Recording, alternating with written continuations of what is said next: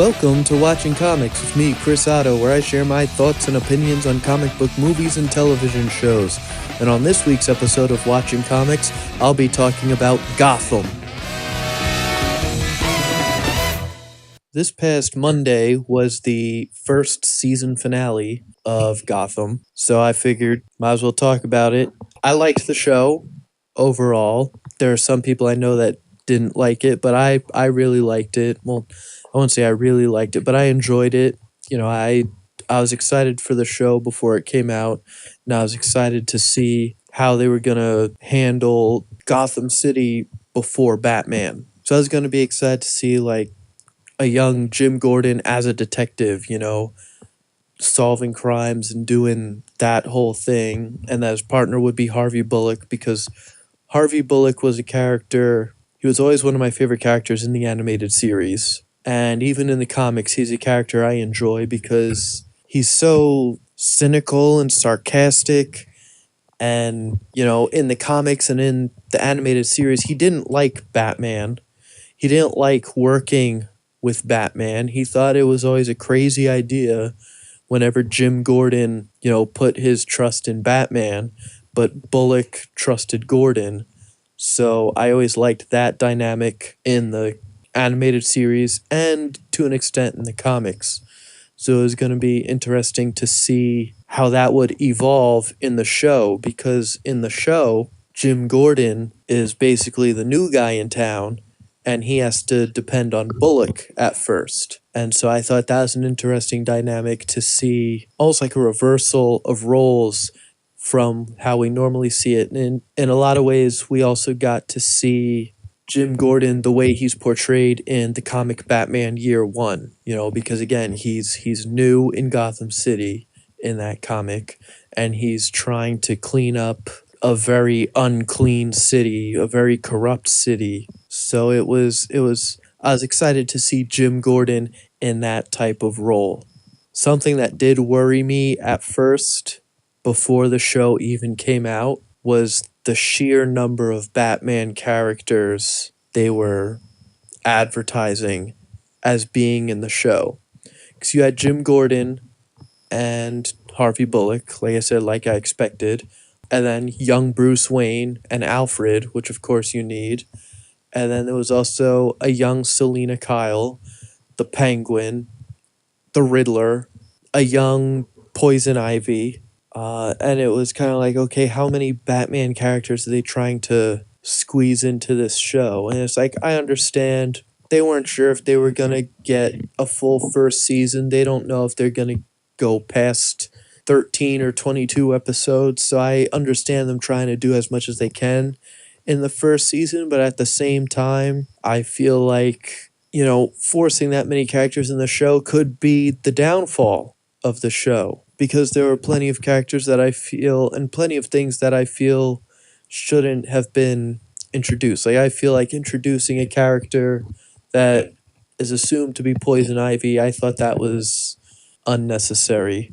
Introducing Edward Nygma, I don't know if that was really necessary. I mean, he's an interesting character on the show, but at the same time, I wasn't crazy about that. But then there were other characters that I liked the way they were used. Scarecrow, I thought, was actually one of the best handled characters in the show, because that episode dealt with Dr. Jonathan Crane as a young boy, like me, as a teenager, being experimented on by his father.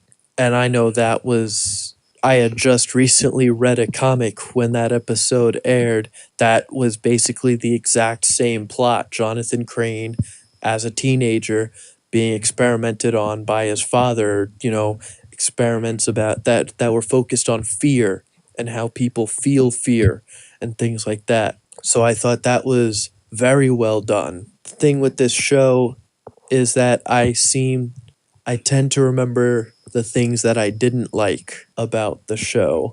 But something else that I did like, that I kind of mentioned already, was the portrayal of Harvey Bullock. I thought the guy playing Bullock did a really good job. But like I said, it's easier for me to remember the things I don't like, which was just felt like forcing in things that didn't need to be forced in. Like, by far, the least favorite thing from the show was introducing the character that they implied would grow up to be the Joker. I know I went on at great length about my opinions on that in an earlier episode, and I might as well repeat myself here talking about the show Gotham.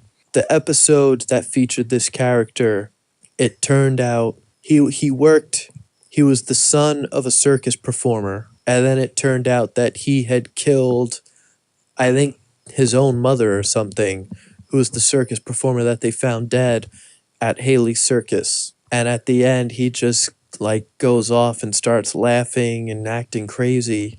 As much as, the performance was really good, I did not like that at all, that it was in Gotham, because for me, that aspect of the Joker shouldn't exist in whoever becomes the Joker at such a young age. That's the thing, that the Joker wasn't one of those characters, is like certain characters and even people in real life, there's always something inside of them that is then just brought out by certain circumstances. But what I felt was so important about the Joker is that he was a normal guy, that there was nothing weird about him. He didn't have these outbursts of violence or of, seeming psychotic ever until he became the Joker.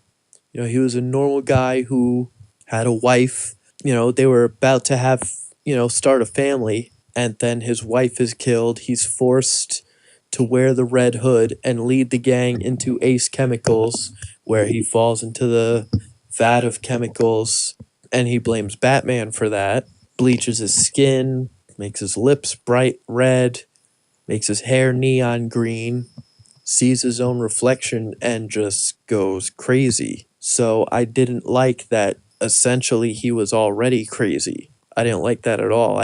I think the Joker's a much scarier character because he wasn't always crazy. He was a normal person who then became crazy. And that's the Joker's whole point. That's the whole point of the comic The Killing Joke. He's trying to make Jim Gordon as crazy as he is.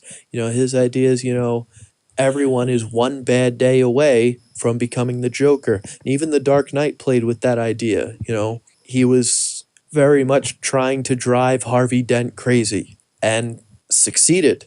He drove Harvey Dent crazy, and Harvey Dent became Two-Face and everything. So for me, having that character already exist didn't sit well with me.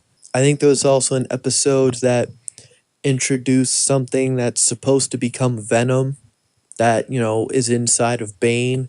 So, I mean, I guess that's all right that it was used, but like I said, I feel like they tried too hard to put too many different characters into the show and too many elements of the Batman universe into the show that didn't necessarily need to be there. And the show also has me curious about how they're going to handle, the young Bruce Wayne becoming Batman if the show lasts long enough. Because obviously, in the comics, Bruce Wayne is usually anywhere between 8 to 10 years old when his parents were murdered. In the show, they made him a little bit older because the show isn't going to last long enough to have a kid who's like 8 or 10 years old and wait until he's, early 20s to become Batman. So they made him a little bit older. He was about 12, maybe 13.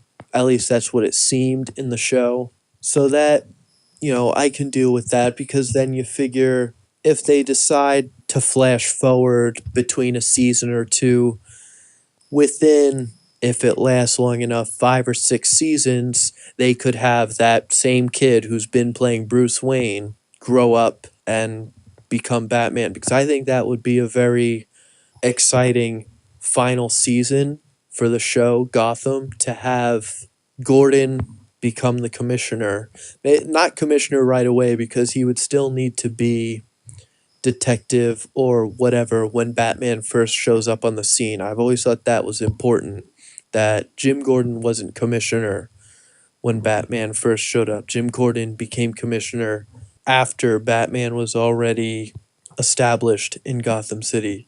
but I think that would be an exciting final season. It would be similar to Daredevil that was just released on Netflix, where he's just this vigilante in a mask, and then the final episode, he finally puts on the iconic costume. And I think that would make for an exciting final season of Gotham where there's some huge crime that they're trying to solve. Something is going on, and Bruce Wayne is going around in just, a ski mask, trying to stop crime. And then finally, the last episode puts on the cape and cowl. And basically, the end of Batman Begins and Batman Year One, where it's just Gordon and Batman and the Bat Signal, and then the show. That's how it ends because now it's a new Gotham now once Batman shows up, and I think that'd be a cool ending for the show. But that's if the show that lasts that long. I know it's been picked up for a second season, but this first season wasn't universally loved the way some other comic book shows are. And I think a big reason for that is the acting or overacting, because that was definitely one of the issues I had with the show at first. Because Jada Pinkett Smith, ugh, those first few episodes, it was brutal watching her. It was like she was changing accents. It was like she was trying to do a New York accent and then would like change it to something else. It was brutal. And there was even other characters, Penguin, as good of an actor as he is, and as much as I do like that performance, there are times where he's just way too over the top. The guy playing Edward Nigma is a little over the top. Who's that? Corey Michael Smith, I think. And then it's Robin Lord Taylor as Penguin, which, like I said, Penguin, I do like the performance at times. Other times it's too much. Same with Riddler. Sometimes I like it. Sometimes it's too much. I think part of the problem with Riddler for me, also, Edward Nigma, is that I feel like it's too soon for Edward Nigma to be doing whatever it is he's doing, working, like existing. Like, I feel like he should be a little bit younger. I don't know.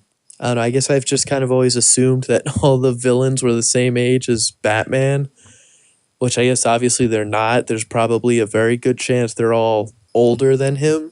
I don't know. Who else? There's times even Ben McKenzie as Gordon has this like ridiculous accent, and it's like it at times does make the show hard to watch. And I don't know if that's me coming at it as just like a normal viewer, or if this is me, the Batman fan who doesn't like seeing Batman characters being handled so poorly. Because you ask me, there's never been a good Batman movie or TV show other than the animated series. So it's hard for me to say that this is my opinion as just a normal viewer, or if this is me saying no, these characters are being handled wrong. So I'm trying to be as fair as possible since I do love these characters so much.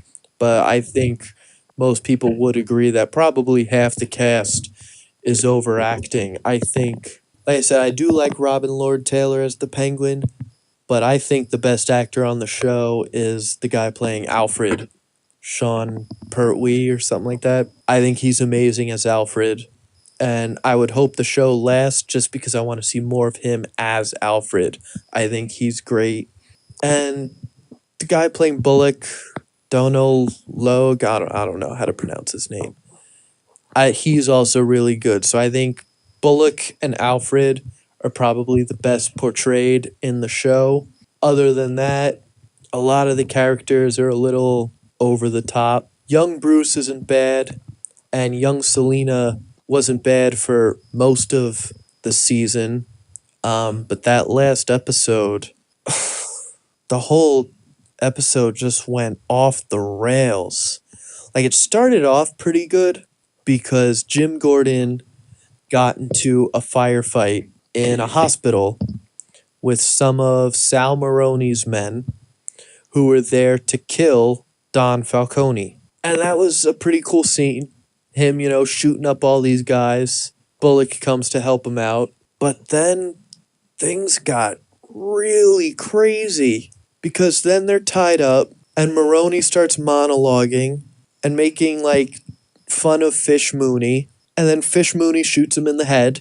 Yeah, they kill off Sal Maroney at the end of the first season, which of all the characters that you would think would last, I would have assumed it would be Falcone and Maroney running the show right up until the end of the series, because that's always been Batman's first adventures, is taking down the mafia. So it surprised me that they killed off Sal Maroney. So Fish shoots him in the head, which then leads to a huge firefight between Fish's men and Sal Maroney's men.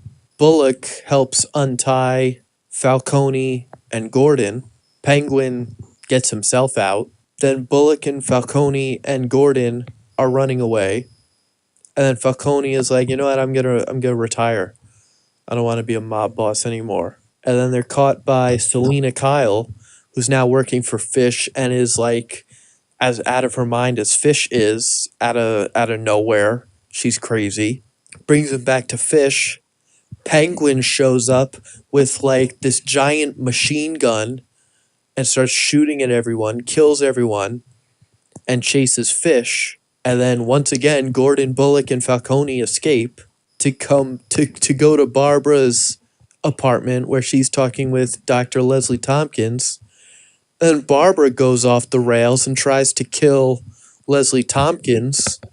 And I'm like, what the fuck is going on? Everyone's going crazy. And then at the end, Penguin kills Fish Mooney, which I knew was coming because it was confirmed that Jada Pinkett Smith wasn't in the second season.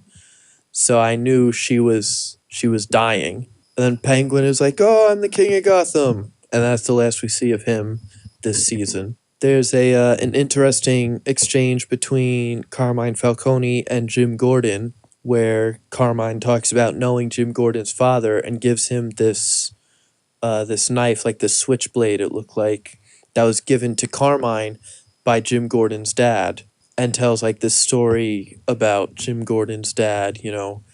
Something about it. A good knife is a good friend, and your dad was a good man, but he still always carried a knife. Pretty much saying even though he was an honest man and a good man, that doesn't mean he trusted everyone. And I think that was good. That's good advice from Falcone to Jim Gordon. The best part of the episode, other than like I said, the firefight at the beginning, was definitely throughout the episode. Young Bruce and Alfred are looking in the study for a clue, because Lucius Fox, who we met a few episodes earlier, said to Bruce, your dad was a good man.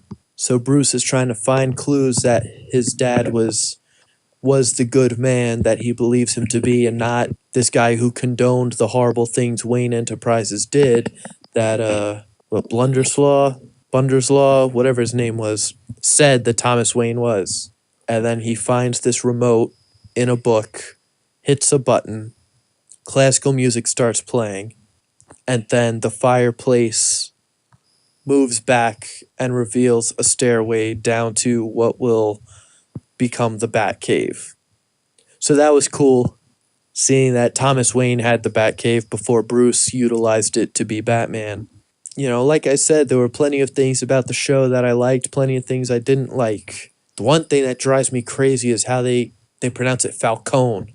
Like, forever, it's been Carmine Falcone. Falcone. That's how they've always said it.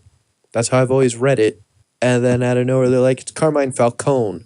It's like, why? Just say it the way the rest of the world has been saying it. I don't know. I always seem to remember the things I don't like about something. So I can tell you, oh yeah, this is my favorite movie, this is my favorite show.